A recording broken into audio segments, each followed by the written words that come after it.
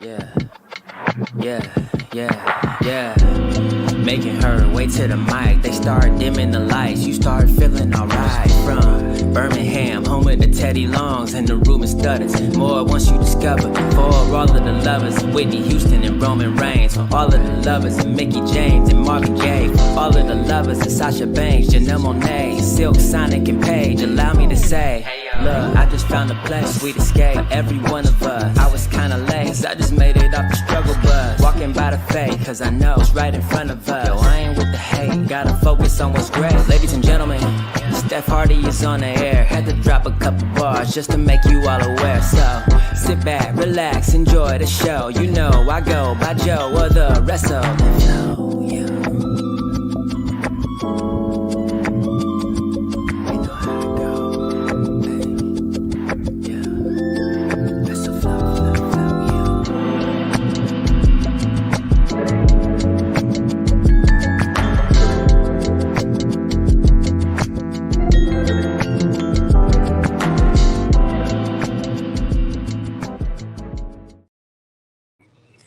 Hey y'all, welcome to another new episode of the Hardy Wrestling Podcast, Live Vibe with your girl Stephanie Hardy, host and creator of this fabulous platform, and of course, host and writer for Women's Wrestling Talk, the number one women's wrestling show on the planet, and color commentator featured on the Belladonna Division, Battle Club Pro, Black Girl Magik 2022, and soon to be Spartan Wrestling.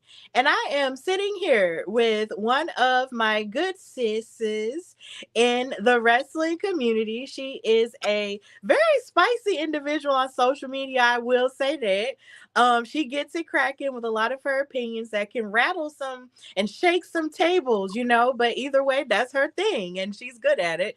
Then she's also a host of Talk of Champions with Stan Michael, who is a budding wrestler in his own right, as well as a promoter. This is HaHrts. How are you? Hi, Stephanie Hardy. Look at you. Like I was happy with your intro, and then you sit there and talked me up. Hi, it is a pleasure to be here. I think I'm trying to think. I think it was 2020 when we first ended up on a podcast. I can't remember the name and I'm kicking myself. Me But neither. It's crazy. it was so long ago. Yeah, it was. That was forever ago. It was like the beginning of like both of us doing things within this stuff. So it was so long ago. But I remember just that vibe you brought, and I was like, oh, I love her. So I'm happy to be here with you, and I'm happy that you're doing all the amazing things you're doing. Thank you so much. And it's so funny you said that you had just started then because I thought, you had been in it for a while even then because I had seen you before. So I was just like, okay, well, I thought, you had been in it for like a while, but if we've just started at the same time, that's crazy to think about. I started April. Well, actually, I started doing wrestling shows January 2020, right before the pandemic, and then Talk of Champions started that April. Oh, okay. Okay, yeah. Well, I started in February of 2020. So, yeah, I started a month after you, and then your show started after mine. So, yeah, that's around the same time. Look at us. Look at us together Look now. how far we came. Yeah, look at us. It's crazy. And look at what just doing a show about wrestling brought us. Yeah. It's insane. Like, it's really insane. The journey has been, a winding one, but it's been a blessed one. And I'm so happy to finally have you on. Like, I'm really excited. I'm so happy to be here. Yes, and of course, for those who are watching on Twitter and on Facebook and on YouTube Live, thank you all for watching. And chime in the comments, and then maybe some of the comments will show up at the bottom of the screen. I have no issue with that since we are live, and I just want to share that information. But of course, before we get started, sadly, today we lost a beloved member of our wrestling community in the Iron Sheik. Of course, he was an icon in the wrestling business who fought the likes of just so many classic wrestlers like Hulk Hogan, like just Paul Orndorff and so many different others. And he passed away today, and we got the news this afternoon. So I do want to send my condolences to his wife, children, and grandchildren who, and also any person in the wrestling community who loved him as a friend on a friendly level. And of course, anyone who loved him and looked up to him on a mentorship level as well. We send them love and peace. And we also send his soul love and light in whatever journey that he is going to go upon next. So I did want to just start off by mentioning him and talking about him a little bit and just giving him his flowers and his respect for who he is and the level of representation that he did bring, back then, and for all the doors that he's opened for so many people even now. So I want to give him his flowers and show love to his spirit and hope that he is on the other side having a good time in the wrestling ring in the sky. So yeah. Do you have any specific memories that you love about the Iron Sheik before we get started? So I came in when I started watching wrestling. I started watching a New Generation. So that's when Mhm. he was pretty much on his way out. Yeah. But then I have like my first memory of the Iron Sheik was when he was going against The Rock when he was managing the Sultan. Mhm. And then all of his shoots. Yes. We became a certain group of us became familiar with the Sheik. All of his shoots and his hatred that we all share for Hulk Hogan. Mhm. Plus that's the memory that he takes with him to the grave, and we are all happy for the Sheik. We're not happy for the Sheik, we're happy for having the Sheik. Right. Because Absolutely.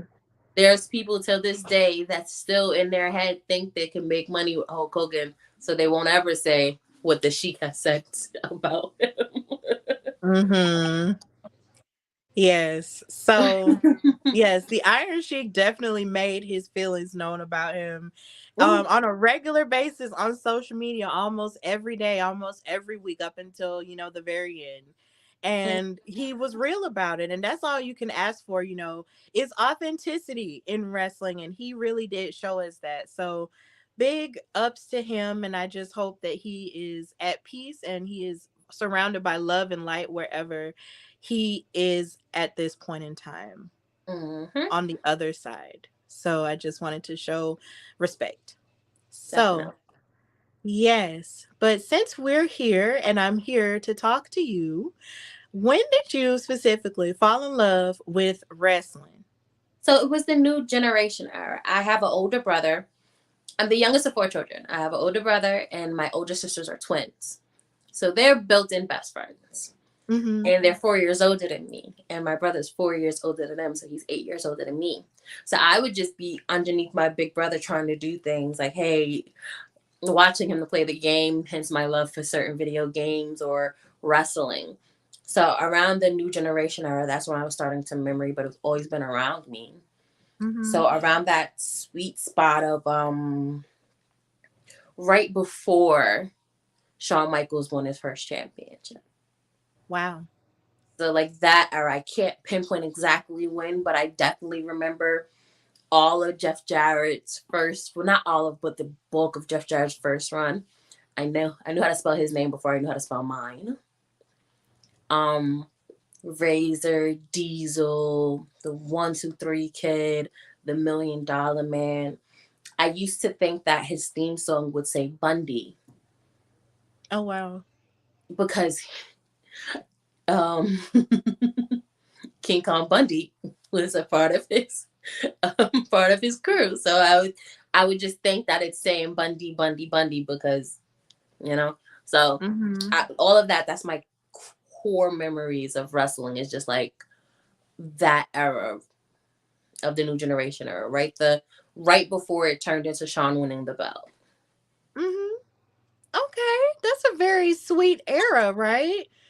That is a really sweet era because you're right there before of course the attitude era. And then Mm-hmm. it's just you have your core members of the clique right there and then you got Shawn Michaels who was on top, at that point, he was the champion. He made his dreams come true, the boyhood dream and stuff.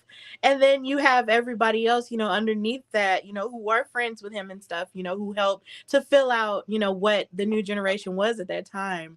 And then you bring up Jeff Jarrett and stuff, and it's just so insane to think about him.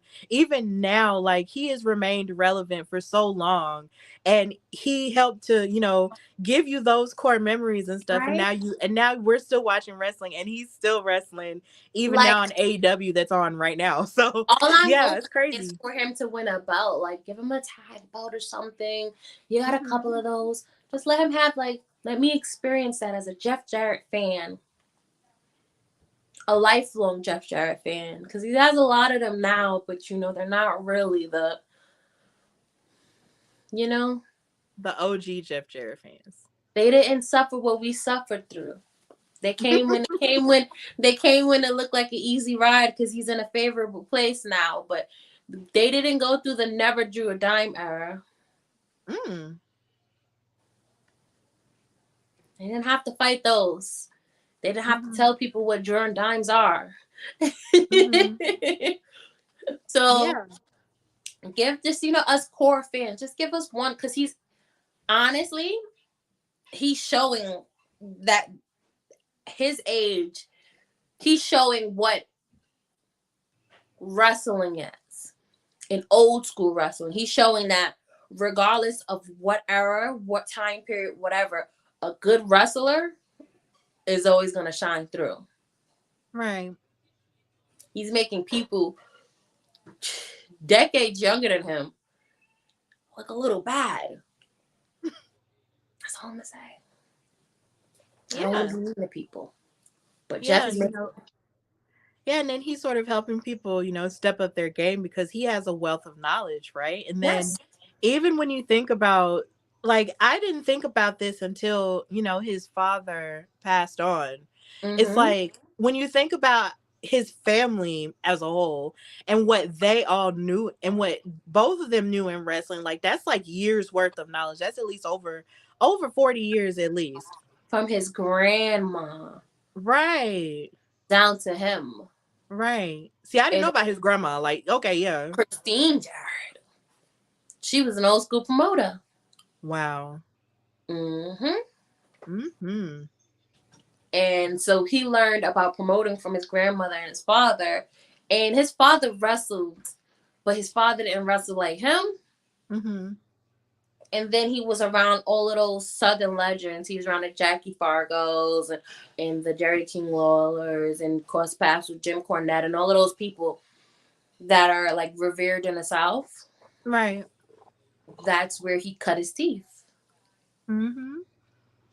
And this is the amount of promotions that Jeff wrestled in to like really look at his credentials. It's like, wow. Yeah, his footprint is all over wrestling. Mm-hmm. And I'm more than sure, of course, he's been inducted into the Hall of Fame in WWE side, and that was well deserved. But, I kind of feel like you, where I feel like there's more flowers that he could get. Like, he's not done yet by any stretch of the imagination. So there's No, more flowers that he could definitely get. And I personally can't wait to see it, because definitely. I'm a fan of seeing people get their flowers while they're here. So, Yeah. he could get Like some more. that Hall of Fame, just him getting in the Hall of Fame, it was just like, you know what? The company that tried so hard to disparage his name said, okay, you're a Hall of Famer. Mm-hmm. So that's just like a win, because now it has to change to the way a lot of people talk about him, because that's a Hall of Famer. Right. That's a Hall of Famer, regardless of whatever you may say. Oh, he's nothing but a mid card. That's a Hall of Famer. Right. Yeah, that's a Hall of Famer, and he's the guy who, started TNA, and now it's Impact, and Yep. Impact is, getting its flowers, now, and that could stand to get more too. So it's just like he really was, he is a standard bearer when it comes to wrestling, and I think that it's amazing how he was the one who sort of started crafting what you feel about wrestling, in your era. So speaking of you, more, it's just I want to know when exactly exactly did you decide? Well, actually, before I ask that question, when you were a wrestling fan, did anybody ever like sort of give you a hard time for being a wrestling fan, or sort of tease you for it, All or try to make you feel bad about it? time. And how did All you overcome it? time. Mm-hmm. Oh well.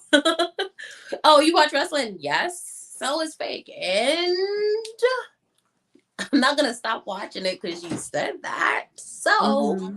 where you going with this? And then after a while, that turns. I think it's cool that you watch wrestling. Like I was the child in elementary school having the printout of computer paper of SmackDown spoilers. Oh wow. The SmackDown used to be taped on Tuesdays. Yes. Spoilers used to be up. And I would print them out and take them to school Wednesday and have them Wednesday and Thursday morning. Everybody, you have what's happening on SmackDown? Yeah. And just a bunch of boys. And then, of course, kids are weird. So now it's just a bunch of rumors. Oh, well, the boy's talking to her because she's a this, she's that. No, because I have SmackDown printed out and they want to know what happened. So they're going to ask me, can they get what's SmackDown? So I had that. I had a best friend through multiple years of my life who didn't watch wrestling. Mm-hmm. And I went through a phase where I stopped watching wrestling because, at the end, I was like diehard WCW. So when it was sold, I knew Vince was going to throw away all my favorites. And I was like, So I turned off Nitro and never turned back on wrestling until I started watching tapes of old Nitros in 2006. Mm-hmm. And I had a friend who was just like, oh, well, that's stupid. And I was like, oh, well, you don't got to watch it. And that's would be that. If I have a boyfriend come over or have a boyfriend at the time, you're watching wrestling with me. Mm-hmm. I don't like that. So we're watching wrestling today. So it's very much like people tried it and it was just like, oh, well. And my sisters didn't watch it. My mom watched it during the Attitude Era. My sisters didn't watch it. It was just me, my brother, and my mom. I have my cousin who watched it sometimes. But it wasn't as bad as the people who are wrestling fans. They gave me the hardest of time. Mm-hmm. It was more like, then I had to prove that a Black girl could like wrestling. Mm-hmm. Or that I knew what I was talking about when I talked in wrestling groups about wrestling. It's always show and prove with us. Yeah. But I didn't have much of a hard time. I had more of a hard time liking horror and like mafia and gang movies. I had more of a hard time that than I had for wrestling. I think everybody would rather me watch wrestling than Scarface every afternoon. That's funny. I tried to watch Scarface one time and I just couldn't do it. Like, it's just not me. It's just like, okay, this is like Al Pacino. I respect you, but this just isn't my movie. Like, this isn't my type of movie. Like, I think the only gangster movie I've really watched from beginning to end, I guess you could say, is Hustlers. And I consider it a gangster movie because, I mean, you have these women who were exotic dancers, but then they were stealing money from the rich. Like, I feel like that is a gangster movie because that's not legal in any stretch of the imagination, and it was real. So, so it's just like, to me, like, that's the closest thing to a gangster movie I could ever really watch. But I'm glad you actually shared that with me in the sense that that was, something that you do like. But back to the wrestling component, it's like I can only imagine what it was like to lose WCW and not watch it for a while. Because I was a kid. What was that I'm even like? I'm a grudge holder. I was a kid too. So that's how that was back. I'm a grudge holder. And that happened and Vince popped up and I said, no! Oh. He's gonna ruin all of my guys. I literally watched the whole show upset and seething because they just kept showing Vince. And I was just like, and at that time, I had like pulled back from WWF. Mm-hmm. because I was WWF, like that's what brought me in. Then WCW got me because of the NWO, sans the orange one. And Yeah. then I went back during the Attitude Era, because of course who's not gonna, then when do I say, like, I was going Judgment Day 2000. That Mm-hmm. is it for me. I was a big rock fan. I got a math book with a bunch of rock pictures in it. It's like, I don't need math. I need the rock. Let me put rock all in this notebook. I had his birthday and all these other things just in this book. And that Iron Man match happened. And it was just really, it wasn't good for me as a kid. Mm-hmm. It's worse as an adult. So the Iron Man match made me say, okay, I'm going to watch Nitro tomorrow. Because it was just a mess of a match. It was like really a cluster of everything that I didn't want to see.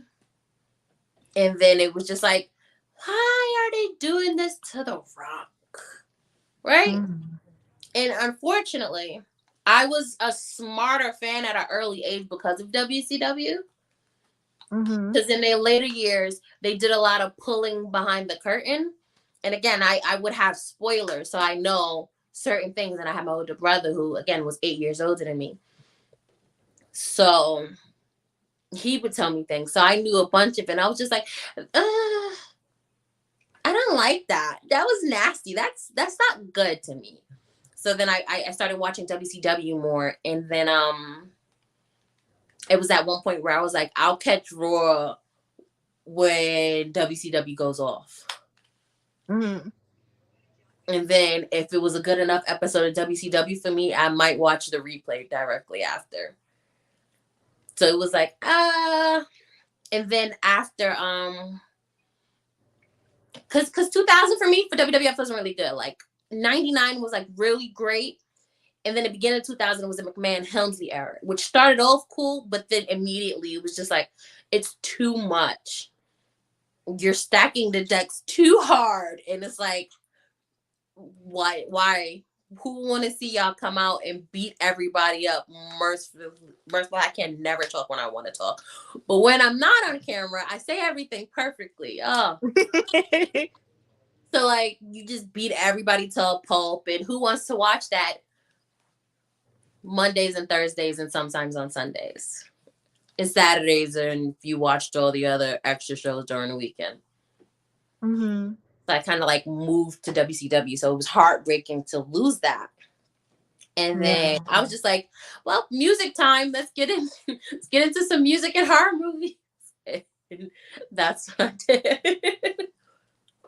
So it's funny how you mentioned, what it was like for you to lose WCW, because for me, WCW was my gateway into wrestling, but my father was taping it back to back every Monday. And it's just like when it was gone, I didn't know about it because I wasn't watching it live like he was, because my whole life story is weird and I can't really get into that right now. But really, there was a point where I wasn't watching it as frequently. And so by the time a certain point in my life changed, I just looked up and WCW was gone and I didn't know what had happened until I saw Eric Bischoff show up on Raw in like 2002. And my dad explained to me what was going on, and because he was going on and on about it. And here again, I'm still like young. So I'm like, I don't understand what's going on. Why is this such a big deal? And so finally, he bought the DVD of the Monday Night War, and watching that with him helped me to understand the context of everything that I had seen, him tape, Yeah. chronologically how everything happened from beginning to end. And I was just like, dang, like there was a whole war going on. All of these people are fighting each other, throwing jabs at each other back to back, and WCW's dominating, and Vince was like, look, I'm just gonna buy y'all. And I just didn't know, because of course, I just didn't understand that. I was just watching Yeah. these people fight. And that was it for me. So it's just like the idea of all of that happening, the corporate side, like all of that, I didn't know and didn't understand until later in life. And then right around the time I started understanding it, the ruthless aggression era started. And that's really what formed my, big, growing as a wrestling fan was that era. And yeah, all the hearing Oh. about all of that was just crazy to me. Like all the stuff that was going on is it's insane to think about that history and how it forms how we watch wrestling even now to this day. Yes. Yes. To this day, it's So insane. you said how the ruthless aggression came in and that, hi Jersey. Like you said, it came in and it made you. I was the gimmick promo character errors, new generation and attitude. So I like wrestling, but after a while, it's like, all right, y'all been wrestling 15 minutes. I don't want no more of this. Like I'll have a cap of how long I'll pay attention to a certain match before I dip out and then like pull myself back in. But it's like I was brought up in the real short matches. You only get long matches at pay-per-views. You wouldn't touch so often. So like when I see it now, it's just like, okay. 25 minutes? Wow. But how do you feel about the match? It was long. I'm tired. That's interesting because it's like all I ever did was just sit and watch it, and it just went, and I was okay with that. Like I just never really questioned, oh my God, this is taking so long, blah blah blah. Like sometimes, like it'll come on, and then the commercial will go off, and then like when I was younger, I would question it, but now I will literally just sit. I can sit and watch a match depending on who it is, and be okay with it, and just be like, yeah. So. Because I noticed that because I stopped in 2001. And I came back in 2006, but I was just watching old stuff. Thank you. So I came back in 2006, but I was just watching the old stuff that we had taped. Yeah. Or like DVDs that were coming out around that time. So I was still watching short matches, and my nephew got into liking John Cena. That's what brought me back into wrestling. My nephew started liking John Cena because of the Fred movie. In the Fred movie, John Cena plays Fred's imaginary dad. Yeah. Papa Figglehorn. Oh my God. Yep. So my nephew was a fan of Papa Figglehorn. So my brother gets him a little 2-pack, which is John Cena and The Rock. I don't know if I got him that or did my brother get him that. But now my brother's like, okay, that's Papa. My nephew's like, that's Papa Figglehorn, but who's that guy? So my brother shows him The Rock and shows him John Cena as a wrestler. So now my nephew loves wrestling. So now sitting with my nephew, 2000, is it 11? 11, 12. Oh my God. That was so long ago. And it was a long period for me actually watching the live stuff. But my nephew gets me back into it because now this is all he wants to watch. So now we're watching. And that's what got me back in. So when I'm coming back from just watching old stuff like the network, I had the WWE On Demand and the network. And all I would do is go watch from 96, 95, WCW, 93 WWF up until 2001. And I would just stop, restart. Wow. Or I would sometimes go further back depending, like if I wanted to watch something else, like if I wanted to watch old Sting matches, I would go watch older Sting matches. But they weren't as long as what I was coming out now. Like, and at that time in 2011, 2012, Raw matches would go past 3 commercials. And I'm like, why? It's 3 hours now. And it was just like, even 3 hours WCW didn't feel as long as a 3-hour Raw. So that's like the first thing I know. It's like, they take a lot longer with these matches now. And it was a bunch more moved and a lot less of what I know. Like Buff would stop in the middle of the match and dance to the camera and flex his muscles and say I'm the stuff. And it was just like, oh, okay. They're really good wrestlers. But that would be it. Now I can appreciate it, but it takes a lot out of me to watch it, and I'll miss a lot of things because I'll take a mental break and be on my phone or something.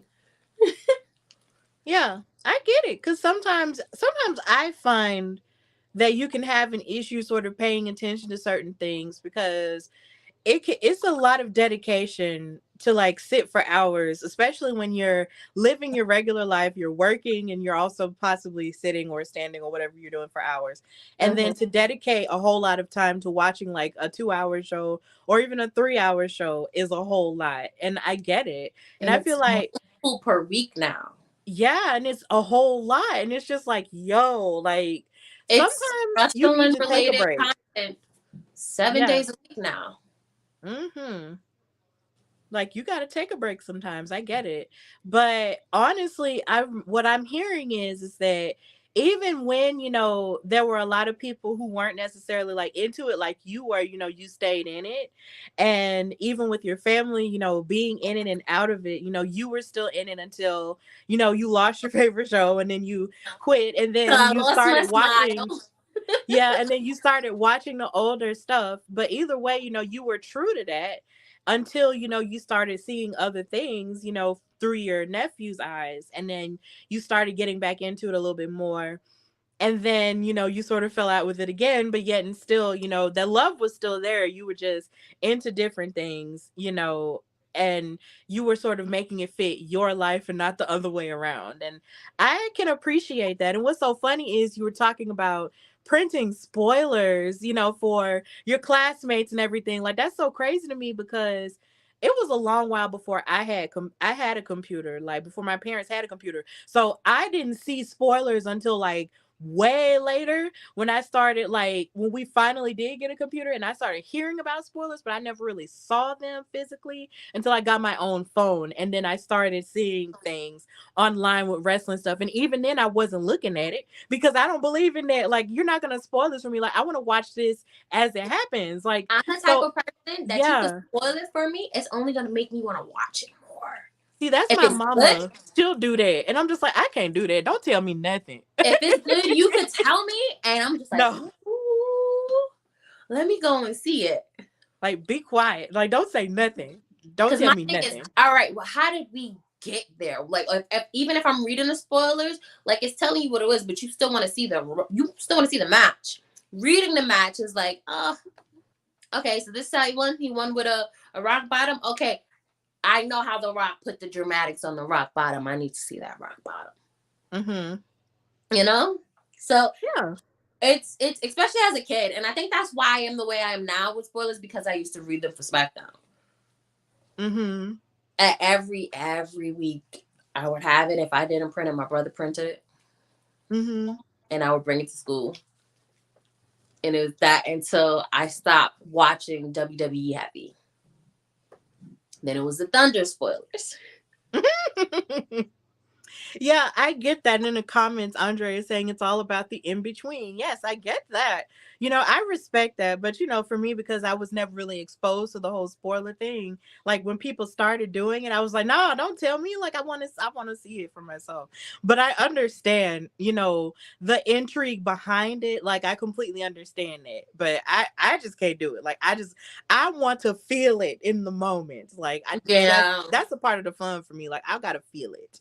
So yeah, in talking about your love for WCW and everything, that you've experienced and, your fandom of that, when did you realize you wanted to start using your voice in the wrestling space to sort of express your opinions and also share your thoughts and like even start your show, Talk of Champions, which is centered on whatever it is that you've centered it on? Like, just when did you decide this is what I want to do and I can do this? So it started with my brother for a very long time.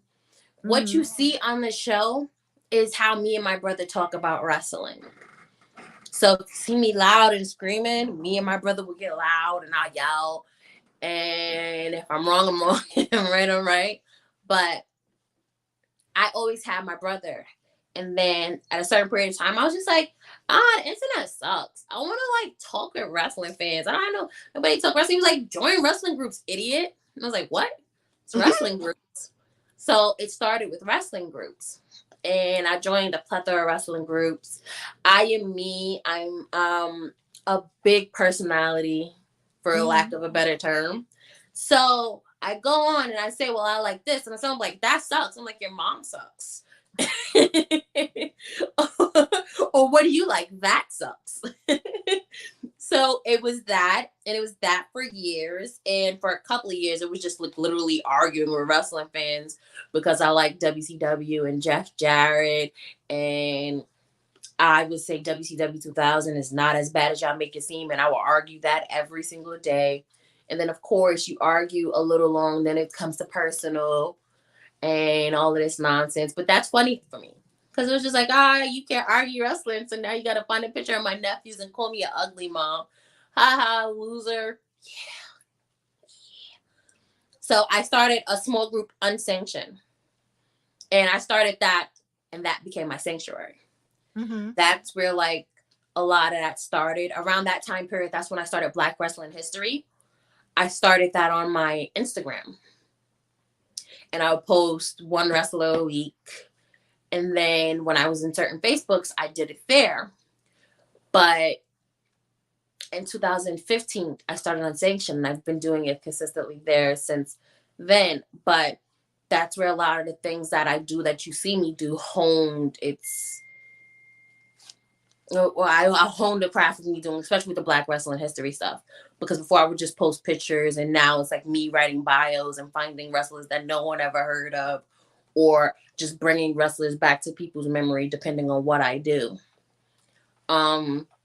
So it started there. I'll say 2019, was it? 19? I think 2018, my brother made me join Yep, I Like Wrestling. Because like some idiots arguing about Vince Russo, I think you'll get a kick out of it. I was like, bet, I'm there. That group is really big. It's a cesspool. Mm-hmm. And that's the nicest thing I can say about it. You'll find some good people there, but the bulk of it is people screaming at each other, racial things, sexist things. I posted Black Wrestling History there 1 year, and that led to like me joining other places. But in 2020, funny, we were talking about it earlier, the Tessa Blanchard thing happened. Mm-hmm. And I was voicing my opinions on it in my group and in that group. And it led to someone asking me, do I want to join their wrestling talk show? Because I guess my post was getting traction and a lot of attention. So that led to me joining Unpopular Review, where I met Katrina. And I met Stan. I won't say other people's names, but those are the two that, stick. I also, April, I met Katrina, April, and Stan. And they asked me to start doing shows. I started doing shows at the end of January after the Royal Rumble. And that's how I fell into it. Everything I did was just me falling into it. Me telling my brother, I wish I had people to talk wrestling about besides you. Oh, join wrestling groups. Oh, arguing years in wrestling groups. Oh, you want to join this show? So that led to that. I wasn't necessarily treated favorably there. So that ended up with me leaving. Me, Stan, and Matthew, we started Talk of Champions. Basically, we started the platform because I wasn't treated with respect. And I was pretty much, they was pretty much painting me to be the angry black girl. Mm-hmm. So that's where my love for Katrina always started, because regardless of how they tried to paint me, Katrina was right there arguing for me. And so was Stan. So when I left, Stan was like, I don't want to be there if you're not there. So we started Talking Champions, and we just started that because doing unpopular review and talking about current day wrestling, especially in the middle at the start of the pandemic, it got real boring. So he was like, I want to talk about old wrestling. So we started talking about older wrestling topics. We started talking about the Click. We started talking about the Montreal Screwjob, of course. No one starts an old school wrestling show without having a Montreal Screwjob show. We was talking about just certain things that happened that we enjoyed, like the final Nitro. That was like the first time me and Stan did a show by ourselves, and that was like what became Talk of Champions. Mm-hmm. And then we started Talk of Champions, and then it just snowballed into a lot of different opportunities. So I never decided this is what I want to do. I just tripped one day and fell into it. Okay. You know, it's a really interesting story because it's very similar to mine in some places, except I didn't necessarily have that much of a harder time as I'm hearing that you did on social media, because what it sounds like is people really tried to silence you and made it seem like, oh well, you're doing too much and all this other stuff, because a lot of that stuff you've gotten online, I've gotten since I've started my platform. It's like you'll post certain things about history or post your opinions about things that have to do with you that do affect you as a black woman, and you have other wrestling fans who couldn't walk a day in your shoes, you know, Mm-hmm. and then they sort of cast their opinion on it, and it's really hard, and they sort of trash you for it, and then they get mad personal with you, which is unnecessary, and it's unwarranted, because I mean, we all love the same thing, but my thing is, if you're not listening to my experience and discounting it as, you know, untrue just because you don't go through it, then there's no way we can understand each other. Nope. And what it seems like is you were searching for a place, even though you did find it with Unpopular Review, because I do know about them and I do love them, and Katrina I found it with and Katrina. Stan. With Yeah, Katrina. definitely.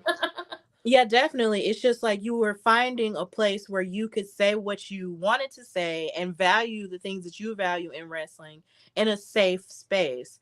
And you know, and you created that, you know, out of a necessity, and I'm glad that you did, because you know, you have to do that sometimes. If there's anything we have learned in the past few years, with content creation in wrestling and all of the above, is that if you're not being appreciated in one place, you know, you can either go somewhere else where you are appreciated, or you can create the place where you are Yep. appreciated.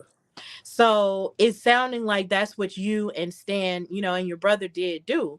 And even with the pandemic, like when I listen and hear you talk about, you know, talking about older wrestling, because wrestling was a little bit different, you know, during the pandemic. It was different. There were no fans and stuff, but it was still going on, which is something I do appreciate to this Mm-hmm. day. But, you know, there were a lot of people who were feeling nostalgic for the things that they once loved. And I think about ESPN and how they were showing lots of older things, you know, of older sports, especially when the Last Dance documentary came out. That was enjoyable because I got to Mm-hmm. see what basketball was like in the 90s. Because, of course, you know, I'm a child. So all I knew Michael Jordan from was Space Jam. I didn't know that he had won like 50-11 championships, and there was a whole lot of drama behind that. So you were able to serve that level of content, you know, when it came to WCW, for those, you know, who really liked that sort of thing, who liked watching older stuff and going back in time and looking at that as it's available. So that's really innovative, and that's cool. You found your safe space, and then you found a place to be innovative, you know, where there wasn't a place to be innovative. And I think that's amazing. So with that in mind, I think the one thing I want to ask you is like, what was sort of like your favorite event or favorite episode of WCW that you've covered on Talk of Champions, and why? So my favorite.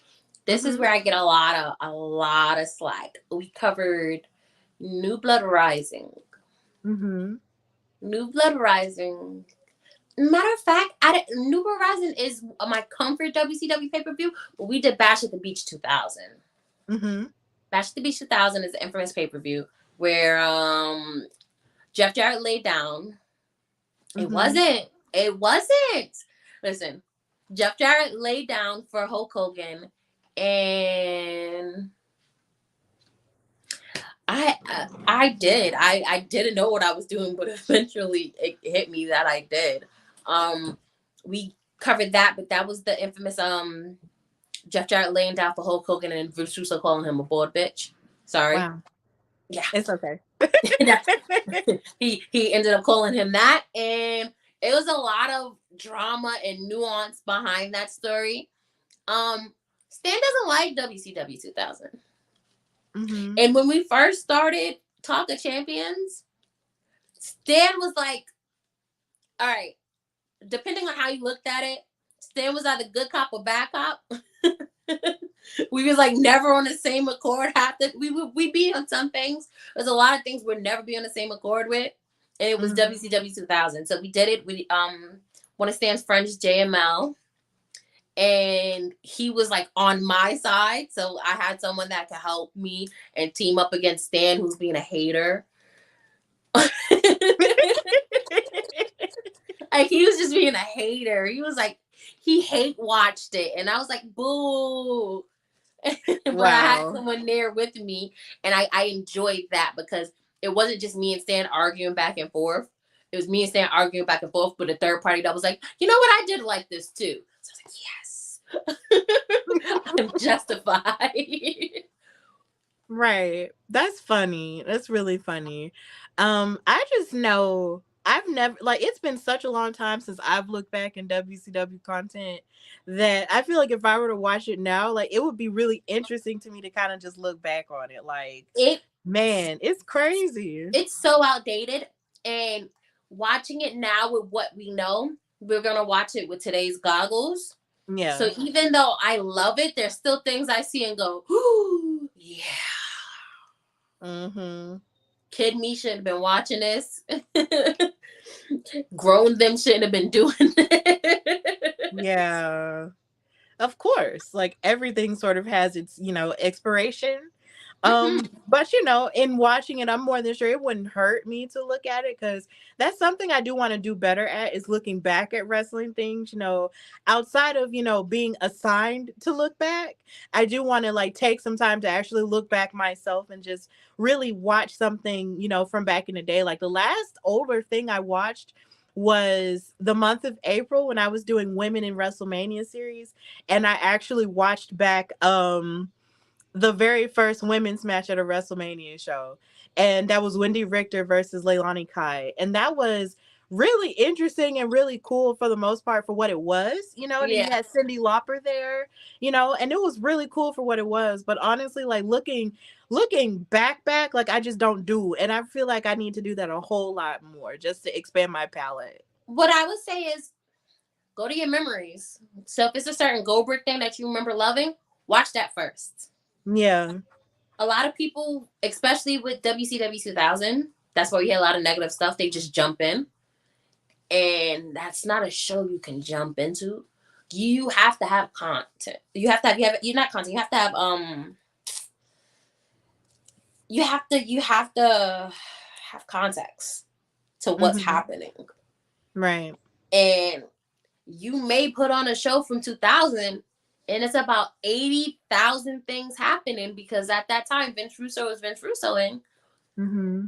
And it was things you just need to understand that this didn't happen because of this, or this is happening because of that. And this is, you turn on something and see Medusa getting barbecue sauce poured on her. I'm like, why? Yeah. Yeah. So it's a hard watch to people who didn't watch it and didn't like it. Mm-hmm. But for me, that's my comfort. That's my childhood.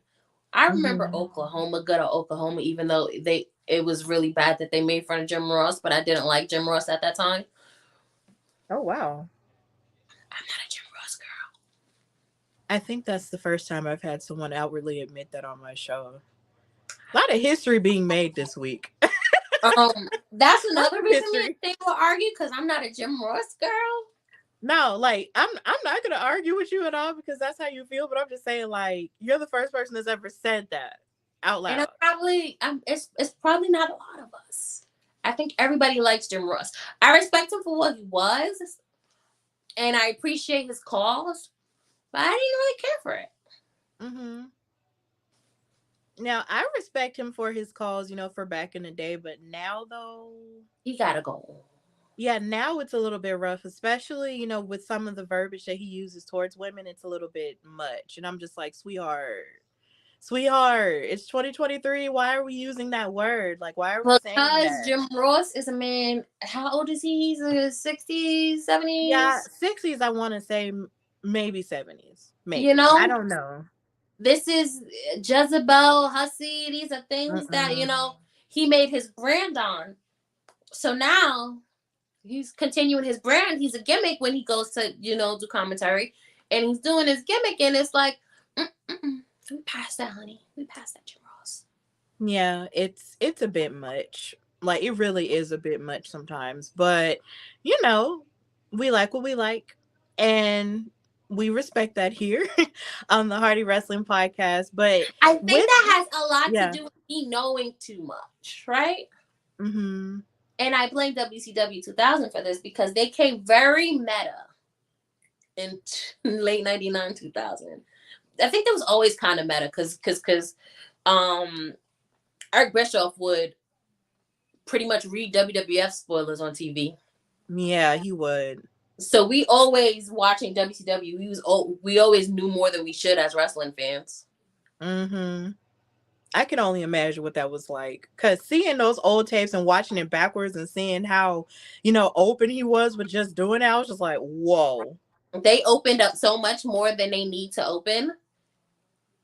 So like I knew that Jim Ross was the reason that Jeff Jarrett kind of left the way he did WWF. Oh, And I knew really? that since Jeff Jarrett loved WWF. Whoa. Because they would go on TV and like allude to it. And because Wow. I had an older brother, he would put like a lot of the context behind what they were saying. So I was like the type of wrestling fan I am now, I was it at 10, 11. Mm-hmm. I had no choice to be watching WCW. Like it was something that they were taking away all the belts because they was revamping. They just finally brought back Eric Bischoff and Vince Russo to work together after firing Bischoff, bringing in Russo, firing Russo. They were bringing them back, and they stripped everyone of titles. Sid was the champion. Eric Bischoff says, "What are you gonna do? Get your scissors?" Ooh. Now that goes to the Arn Anderson Sid Vicious story where Arn was stabbed with scissors. And that was Whoa. happening in WCW 2000. I feel like a book should be written about all of that because that's It just a is. It is. lot. I literally have it on my dresser right there. It's a Nitro book. Oh, okay. Well, it exists. Okay. It's a Well, couple books written about that. It's a couple books written about that. yeah. And speaking of books, something that I do love, that you did mention is that, you would write your Black wrestling history around Black History Month. And I remember a few years ago, I don't know if it was a year ago or 2 years ago, I asked you, I was just like, when are you going to write a book about Black wrestling history? Because I feel like I learned so much from you with everything that you were posting about Black wrestlers that I did know about and ones that I didn't know about. And I'm just like, there's so much knowledge here. Like, have you ever thought about creating or crafting like some printed knowledge of all of Black wrestling in history and just making it definitive and just putting it out there and just selling it and just I being didn't awesome think that about it way? until you said it. Oh, really? Okay. I'm not a writer and I struggle with getting what I give you guys because I know I'm not a writer. So like a Yeah. lot of times if you read it, it's like written very poorly, but it's like I'm jotting down the notes and then I'm like forming it into a sentence and then I'm forming it into a paragraph literally like most of the time the night before Wow. just to get it out there because sometimes it's a lot of information to get. Sometimes I'm fine tuning who I want to do. A lot of the years I did it and it was very unorganized. In Mhm. 2019, I started to organize it better. Right. I write out a list of people who I wanted to do. I started doing them by years they debuted, which is like, it makes it better for me. Because a lot of times once we get to the later years, there's more information than it was in the beginning. So Right. it's a lot. A lot of the information I get from certain books. like especially if I'm talking about older people, Mm-hmm. like the older wrestlers, a lot of that information I get from books. So there's books out there. If anybody would want to, an actual writer, like, can you help me? I would help. But I don't think that I could do it because I'm not a writer. And this would drive me up a wall to try to, do this. But the idea of it being a book is dope as hell. And if anyone's like, you know what, I'm going to take her up and write that book, contact me. I will help you to the end of time. But I don't think that I can do the book, Right. I'm sure there has to be somebody out in the world. We're gonna put this clip out here. I'm sure there's somebody out in the world that would be happy to help you write a book, like that actually has the experience of collecting and compiling a book that would be, willing to do that. There has to be somebody That's out there that's dope as just as hell, passionate and about I'm it. all for that. But Shantice herself writing a book, I'm not for that. It's okay though, because I mean, everybody isn't necessarily comfortable writing, and that's okay. But the idea and the concept of it, I feel like it's really I feel like it's necessary. And you know how many people, who you just never know how many people might be interested in that kind of, Imagine that. thing. Like that could be Imagine a college book. having a tabletop book and you could just open up and read about Luther Lindsay. Right. And it's just like, I would love it. Especially, it's certain ways you can do it. You can do it by eras. You can do it by towns. You can do it by, genders. You could figure it out. It's certain ways. Like, there's a lot of wrestling in our culture. Yeah. A lot of, it's not always pretty, but it's a lot of it. And that's like when I did in 2020, I did an all woman one. And that's when I realized this is deeper than, The Rock, Booker T, Mark Henry, The Godfather. No, it's a lot. And I'm all for if someone wants to say, hey, I want to put out a book. I want you to help me. I would love to help you with this. I'm all for that. Absolutely. I absolutely agree with that. So in the meantime, as your show is growing and as you're beginning to find more of your voice, when did you also decide that you wanted to become a promoter of an all Black woman show? Or if that's the first show you've ever promoted or whatever, like when did you decide that you also wanted to become a promoter and create a show such as Black Girl Magik, which I have had the pleasure of seeing the first one and being a part of the second one? So I didn't create it. That's the great part about it.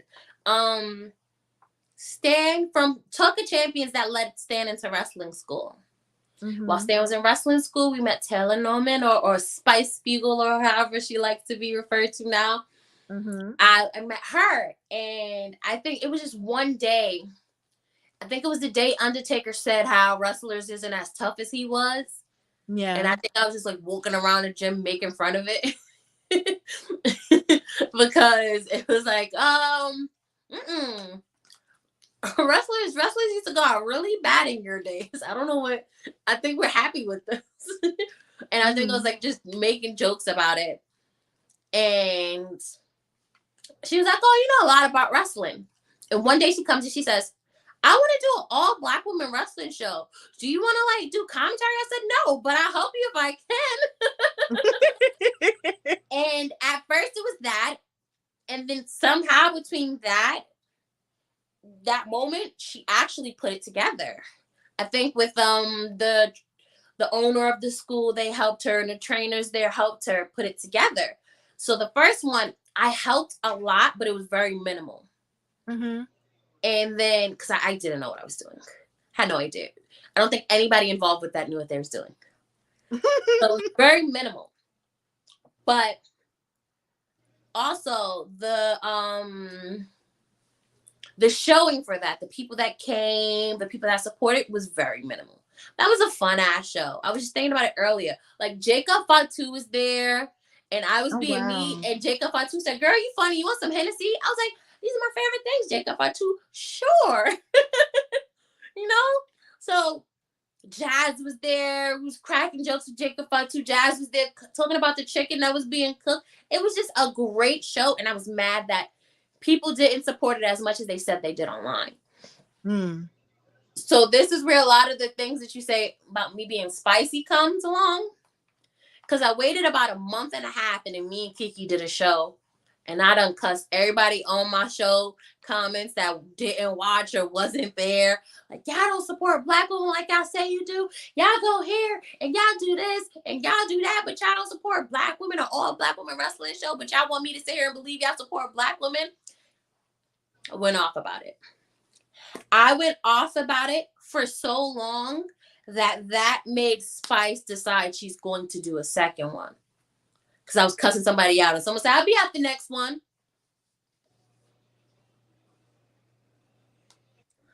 And I cussed them out for a year straight. So when she decided to do the second one, I said, it was dope. But it was fun. So when she said she wanted to do the second one, I was like, I'm gonna help you with promotion. And I'm going to help you get sponsors. She was like, okay. Then the more stuff, she was like, I want you to be my second in command. I was like, sure. So I'm the type of person, and I don't know if it's a bad habit or is it a good thing, but eventually I'll say I'll do it. And I'll like take control. And I don't want to say like take control, but if I see you can't, boom, I'm going to do it. Don't worry about it. Mm-hmm. If you're struggling, let me do it. I got you. We're going to get it done. And that's what happened last year. A lot of people spoke to me because I was just like, yo, Taylor, focus on the card and speaking to the wrestlers. If I can do it, let me do it. I spoke to everybody about sponsoring. I spoke to a lot of people like with you on commentary. We had just did Black Wrestle Fest. We were just there and you did that. And I was like, yo, I'm gonna see if I can get you on if you're interested. He was like, yeah, I'm interested. That Katrina doing the ring announcing, that was like, well, Katrina, you want to be back? She was like, yeah. So that led to that. Kiki was supposed to be there. But again, that's when the monkeypox thing happened.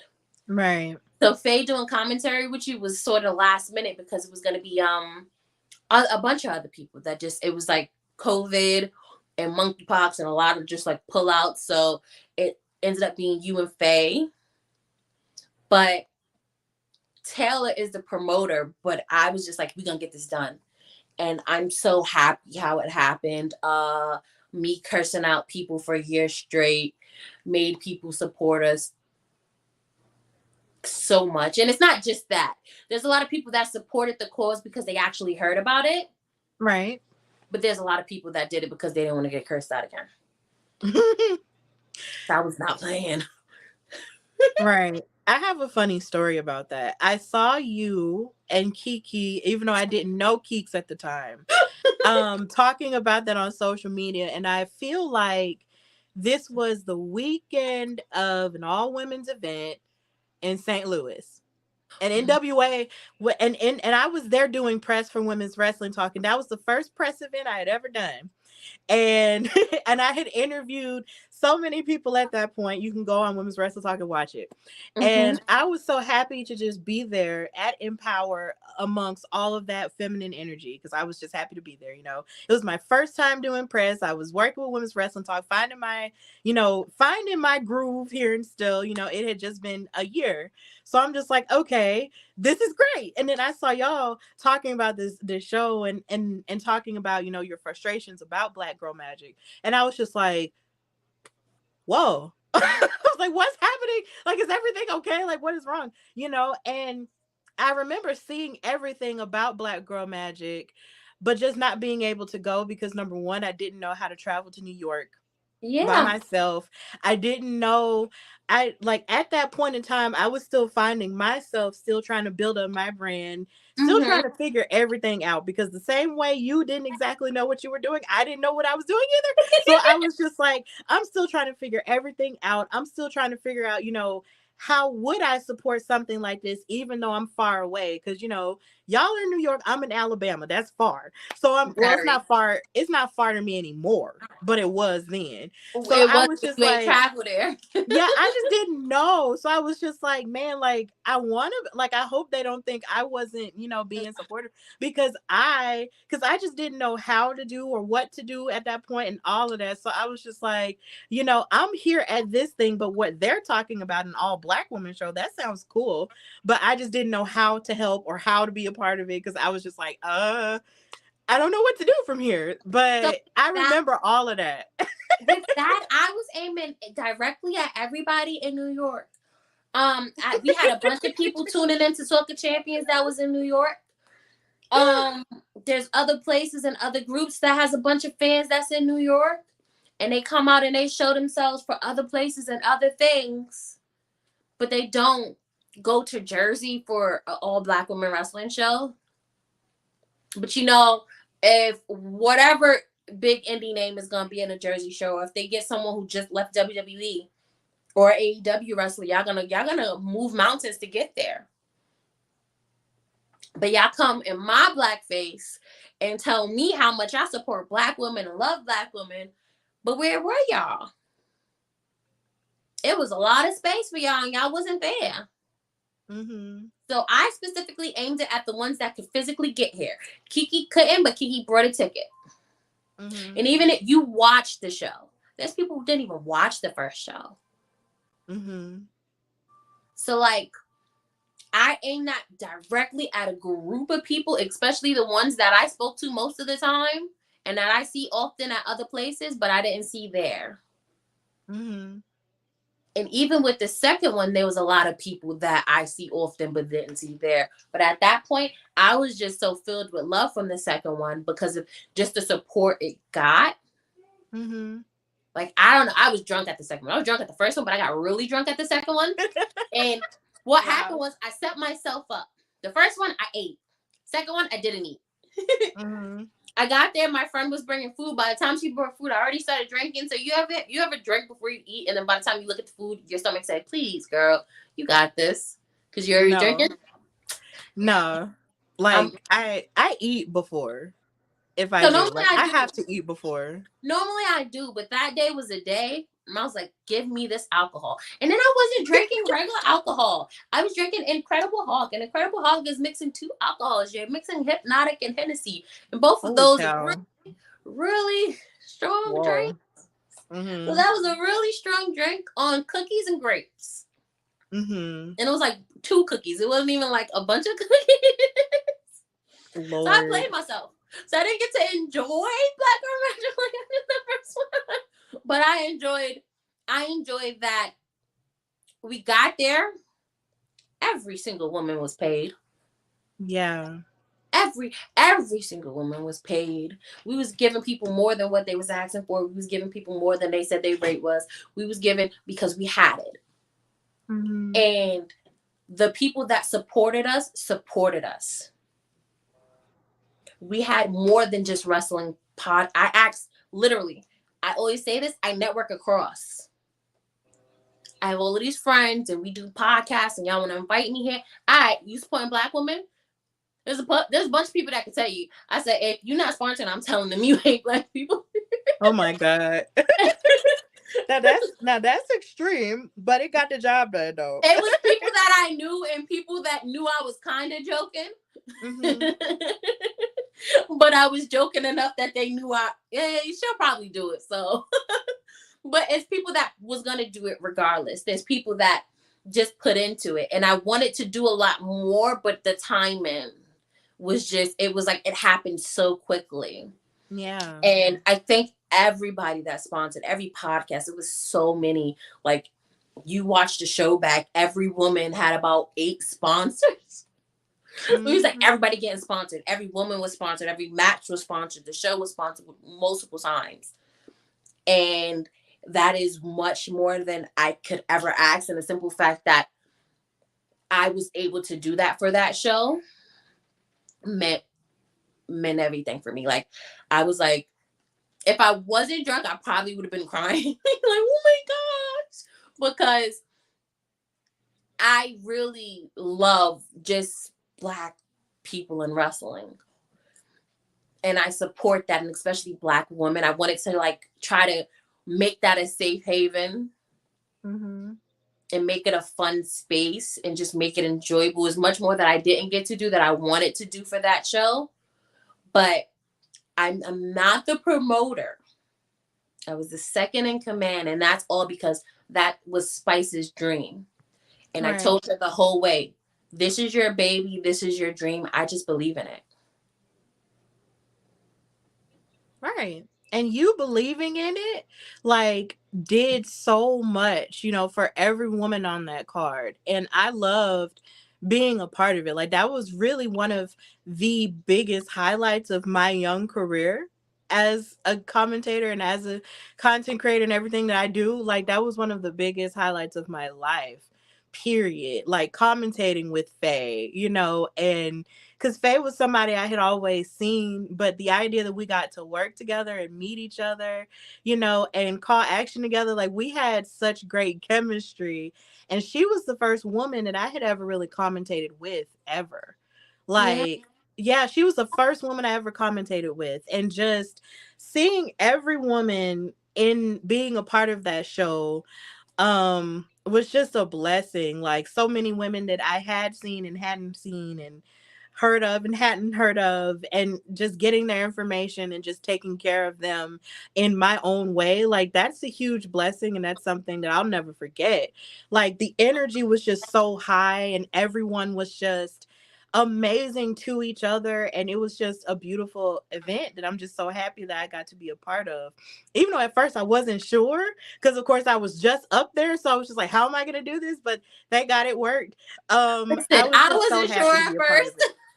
I was just so happy to be a part of it, you know, and surrounded by all of that, you know, energy, full of Black women thriving at the top of their game. Women Right. who you see on TV now, like Willow, who's the champion of New Japan now. Like, Oh, are you serious? Like, it's insane. Like, Trisha Dora, who's just a dominant champion now, and she's been on television too. Like, it's just yes. like, it's the most insane thing to really think about. Like, all of these women, you know, here and sharing space in that event that you and Spice created. Like, that really, that's going to continue to uplift the women that were a part of that show. And of course, there has to be a 3. You know that. There has to be a Listen, 3. it's Spice's baby. So when Spice says, I'm ready for a 3, we'll figure out the figure outs. Mm-hmm. And I'm gonna figure out my figure out, and we gonna figure it out. That's literally it. I I don't have no problem putting that stressful hat back on to make it happen again. Exactly. And with all of that, you know, we were able to come back together again and do the Women of Color in Wrestling panel with Katrina, right? It's all full circle. Like, we all wind up back together somehow. Like, what was You that was in New like, York being a part of that? so much last year. I was in New York 3 times. Like, I loved it. That's why Last I year, love it so much, because I was there so much.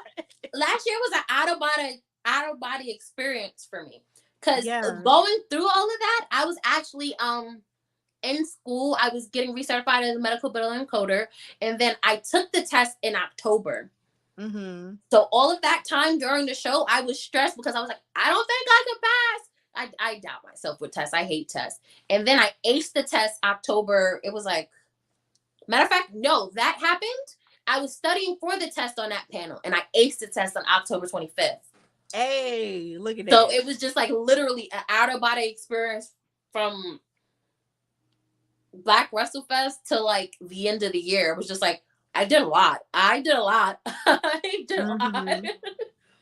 And Yeah. just sitting there, like, I was looking and you're open, and I'm like looking at you talk, but I'm looking at my face, and I'm just looking around like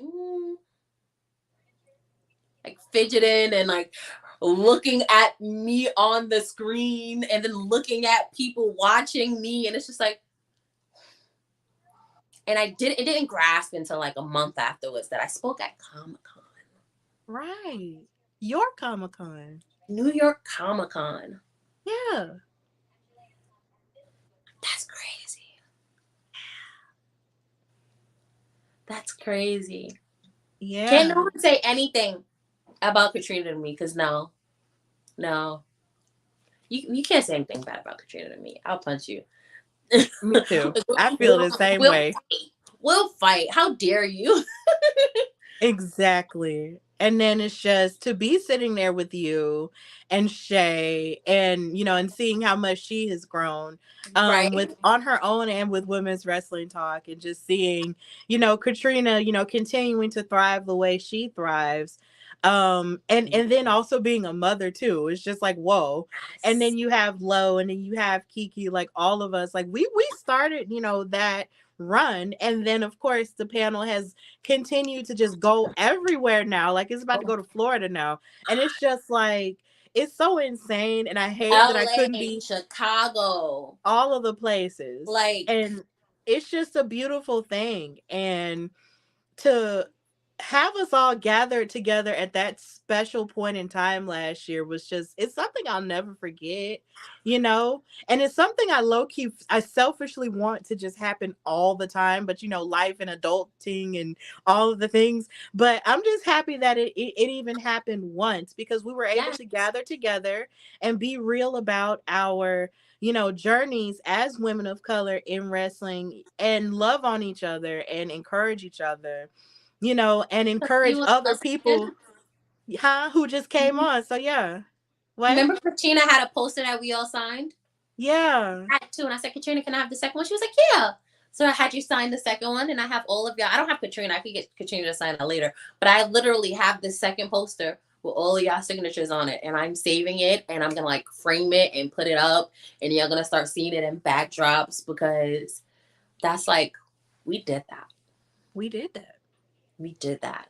It's going to be that, and it's going to be a frame poster of all of us, Black Girl Magik, and me like this in the back, because all of the Hypnotic and Hennessy has wasted away the cookies and apple juice, and I didn't know what to do with myself with this. Right. But you deserve that. You put in a lot of hard work, and you deserve that. So I mean, that's why I said, listen, day of the show, I'm going to be drunk. I didn't know it was going to be that bad. I was bad. Yeah, and I was, I'm always nervous before a show, but I was just so happy. Like, just happy, like throughout the whole last go thing around. I did was make sure everybody got paid before the show. Mm-hmm. Once this hits, I'm gonna be missing, so let's make sure everybody get what they need. I want to mention this. One thing I'm very proud about Black Girl Magik is my friend Giselle. She's an artist. Mm-hmm. And she's gonna be like Brooklyn Comic-Con coming up, and she makes these beautiful prints. And I was just like, yo, make prints, and I'm gonna get you a table, and you go sell your prints. And she was like, okay, I don't have much wrestling. I said, print whatever you got plus the wrestling stuff that you already made, and then sell it there. It doesn't matter if it's women oriented. And I remember Mr. Perry's children was there. Yes. I remember seeing them carrying her prints. I was like, oh, that's it. Mm-hmm. That's it. Doing it for the woman is one thing, but then my friend sold art at this show. Yeah. They took a picture of me with those prints. I love those children. Yes, they came. I tried to stay away from them because again, I wasn't in the space to be around children. Mm-hmm.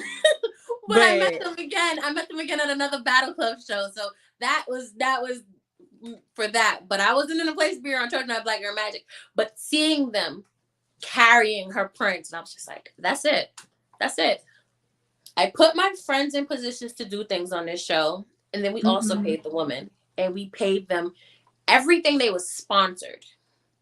And that's always going to be a talking point for me, because a lot of promoters will give you a portion of what you're sponsored. They'll sponsor you for like $100 or hundreds of dollars, and your rate will be like 75 or something like that, and you just get the 75. Mm-hmm. No.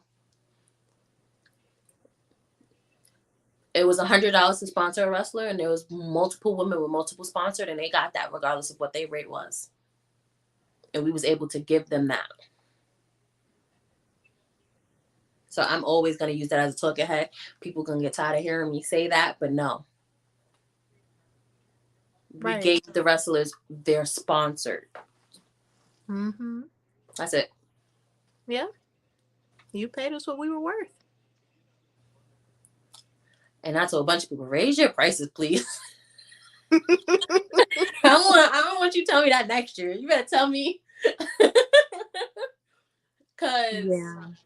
I don't like how independent wrestling works sometimes from what I've seen from my vantage point. So that's one thing that I said to Tay, and Tay was like, well, I don't know if we can. I was like, well, we are. And we were able to. Mm-hmm. I told a couple friends, I have about 7 women that aren't sponsored. And by the end of the week, they were sponsored. I told Kiki, just telling Kiki, she was like, well, now you got 6. I was like, okay. I'm going to my friends. I was like, yeah, I got about 6 women left. All right, let me make some phone calls. Right. Yeah, So, you did that. and I'm not even putting it on me, just the love that we received that year. Last year, I should say. Last year, the love that we received just because it was a Black women wrestling show. I'm never going to forget that. Like, there were moments I was on the phone with my friend saying, yeah, someone wants to sponsor a show. And I'm like crying tears, like, oh, still? Like, that meant everything to me that I was able to just make that happen. Yes. All I got to say is BGM3 Madison Square Garden. Let's do it. The garden costs too much. The garden costs too much. Hey, that might be BGM 23. It can happen. It can That's happen. BGM 23. The garden. It can happen. It BGM can happen. 10. It's gonna take some years. Listen, Manhattan Center. We're working at Manhattan Center. BGM 10 Madison Square Garden. Listen. It's gonna be a thing. It's gonna happen. Listen. I feel it. I enjoyed I hated it. I hated every part of it, but I enjoyed every part of it. Mm-hmm. Cause like I'm a type of person where I was like, oh, this is stressful. I hate it. But then when he's done, it's like, wow, look, it was so much fun. And everybody looks at me like I'm lying. Like, I heard you screaming. I was like, oh, but it's cool. Yeah, it is. It is cool. And you're a big part of the change, and that's wonderful. So before I let you go, I do have to ask you, how do you feel about the state of wrestling now, and what's great about it and what can be improved upon it? So the state of wrestling now is a mess. It's so much great things happening, but it's so much of everything. It's so much good. It's so much bad. It's like, it's so much of everything. It's a mess, but this is not the first time it's been a mess. Mm-hmm. What I love now is the diversity. Not just the Black, everybody, but mainly the Black. I love, like, my niece likes Bianca Belair because she has a long braid and she likes long hair. She likes Bianca Belair. And one time she was watching a match, and it was just like watching her watch this match made me cry, because as much as I love Jacqueline, my representation of Black women on the television was Jacqueline bouncing her booty like a basketball. Mm-hmm. Again, we should have been watching that as kids. But it was a lot of Jacqueline showing her tops and her butt, but beating people up. And to see my niece have someone like Bianca Belair and love her and say, I want her to come to my house and want to wear a long braid. It's just like, that's amazing. My nephews have wrestlers to look up. The fact that Stan's a wrestler and my nephew watched wrestling. My nephew say things like, I want Stan to teach me how to wrestle. And I want to see Stan wrestle and things like that. So like, it's so much of it. And I never knew how close it could be. But now I'm watching all of my friends end up on WWE. I have a friend, Joseph A. Game, who was just on Raw on Monday. And T.R. James, who was often on AEW. Like, I have a lot of friends and people that Brother Greatness was on. He was on Dynamite. Yes. So, like, I see all of the great, no pun intended, I see all of the greatness within all my friends reaching the top. So, like, the bad doesn't hit as hard as it would have if I was just a wrestling fan, because I see my friends living their dreams. Mm-hmm. So, like, I love the state of wrestling for what it is and what it could do for the people that I met through wrestling. I see a lot of podcasters, a lot of us making deals and getting hired and being in these places and these spaces that they never thought they could be. So, as a fan, it's a mess. But being a part of it, it's like, it's really beautiful to see. Mm-hmm. I absolutely agree with that. You know, wrestling does have its ups and downs, but I can definitely agree with you in the idea that all the people that you meet in wrestling, it's like you're seeing them thrive in a way that you never really thought you could see otherwise. And you're just kind of like, whoa, like I know that person. I'm watching them pop off in a way that I know that they are working for. And it's Stephanie beautiful. Hardy interviewed Trish Stratus and Mickey James. Don't make right? me cry. Don't make me cry. I'm Please. not trying to make you cry, but it's like you yourself, right? You would have never thought this. You would have never dreamed that this could happen. And it's happening. And it's happening for so many around us. I'm just waiting for Kiki to be on a scrum talking about, hey, y'all. Mm-hmm. Katrina interviewed great people all of the time. Just everybody on Women's Wrestling Talk. Mm-hmm. What you guys do. Those wrestling girls, at this point, WWE needs to give them a contract because they always on these media scrums and all these shows that they doing. They do. Brian Waters, Kyle from Black Wrestling, you know, like all of this amazing things that are happening to so many people that's like just literally arm's distance for me. Right. And it's like what I said earlier. I don't care if people don't like me. Love my friends. Look at them. They're amazing. Like all of the people around me is doing amazing things within wrestling. So I can't ever complain about wrestling. Yeah. Yeah, it's a beautiful thing to watch so many people that you love and people that you've met, you know, that are closer to you, of course, you know, geographically, but in my heart, you know, they're closer to me and stuff. And just watching them do stuff all the time, it makes me want to do more and go harder and stuff. And even, you know, discussions like this makes me feel like I am doing better than I think I am. It's a struggle. Okay, it's a struggle. I understand because do you have imposter syndrome like me? I do. We have a lot in common. Yes. Like I said, if you look back on any of the clips from that panel, I'm just like, wow. Mm-hmm. Okay, and then when I talk, I'm like, yes, so, but I'm like getting better. Straight. Yes, I'm getting better though. I'm getting better. I don't know if I'm getting. It's a process. It's a process. But when it's not me, I'm like, yeah, you deserve this. You're doing, you're amazing, you're working. But it's me. I'm like, don't say nice things to me, please. Oh my God. That's me. That's really me. I'm like, everybody's biggest cheerleader. Everybody. everybody kept saying like, "Yo, HaHrts did it." Like when Black Girl Magik happened, I was like, "Please stop saying nice things to me." I Like just learned I just learned to just say thank you and then I'm just trying. yeah. I'm like, it's like weird. I'm like, "Oh, thanks, guys." I just but, say if, thank you. but if you say something mean to me, I know how to handle that very well. But say something nice to me, you trip me up. Oh man, you want to shut me down? So you're doing amazing work. Like, no, I'm not. Oh my god, it's hard. But It that's is.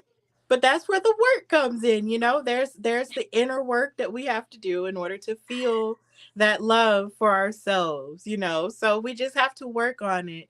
But everything that you're working on, you know, is always a good thing. I'm proud to know you. I'm proud that you're a part of, you know, my wrestling community at this point of my life. And I love everything you do and I love who you are to me. So I'm really happy that we were able to make this happen. I'm so happy you were able to come on my Me show too. finally. Um Years in the seriously. making. Seriously, years in the making. Like, oh my God, everything's crazy. But I'm so happy that we were able to talk and have this conversation. So thank you so much for coming on the Hardy Wrestling Podcast. And if you don't mind just telling everybody where they can find and follow you and what you've got going on the horizon. Thank you for having me. So, um, I am one half of Talk of Champions. We're on a hiatus because Stan is getting more into wrestling. So Right. now the ball is in my court whether I want to like continue. And I'm like, what without you? So now I gotta like get over that codependency. But you can follow Talk of Champions on Facebook. You can follow the page. You can join the group. The group is always active. Mm-hmm. It's Talk of Champions on Instagram and it's Talk of Champs on Twitter because, of course, for whatever reason, that is a popular name and we couldn't get Talk of Champions. You can follow me at HaHrts, HaHrts, on Twitter and Instagram. I'm not on Instagram unless it's to promote or post pictures of what I've done that year. But I talk a lot on Instagram. Again, Facebook, if you join the Talk of Champions group, you have access to me there. And on the horizon, I'm just supporting Stan. He's gonna, if you follow Talk of Champions, you know the running gag of us always doing a show that Savio Vega was on. So Stan's getting ready to wrestle at a show that Savio Vega is on. Oh, And cool. that's gonna be hilarious for us. So Oh, that's coming up on the horizon for Stan. And you can just follow me. I'm always saying stuff. absolutely. And of course, we do support Stan on this show as well. Stan is fantastic. He's a great wrestler on the up and coming. And his gimmick is hilarious too. Him singing is just the best. That's not his gimmick, that's his real life. Before Stan I know started that's his doing real life. I'm just saying, podcasting, like, it's the he was greatest. releasing music. I just love it because it's so funny. Like I'll never forget being at Jobber Slam and watching him get eliminated. And he was like, and then he's singing and he going over the top rope. It was so funny, but I just loved it. And I can't wait to see more of what he has going on. And maybe one day we'll have him on. Like seriously. Listen, But the true yeah, R&B, he will fit you in. yes. Yes, and I will fit him in. But of course, you know, you can follow me, your girl Stephanie Hardy, on Instagram and Twitter at Queen Steph Hardy. And you can listen to this episode on YouTube on the Hardy Wrestling Podcast channel. Like, share, and subscribe to that channel. And you will find this interview here on tomorrow. But then the audio version will be up on tonight. So be on the lookout for that. And also listen to my interview that I had with Ciendo yesterday. And then Friday, be on the lookout for my live interview with Raven Brianna from TikTok. I'm so excited. So yeah, it's the season of interviews for the Hardy Wrestling Podcast. I'm talking to people more now, and it's great, and I'm happy about that. So, of course, this has been the Hardy Wrestling Podcast with your girl Stephanie and HaHrts. And until next time, bye y'all.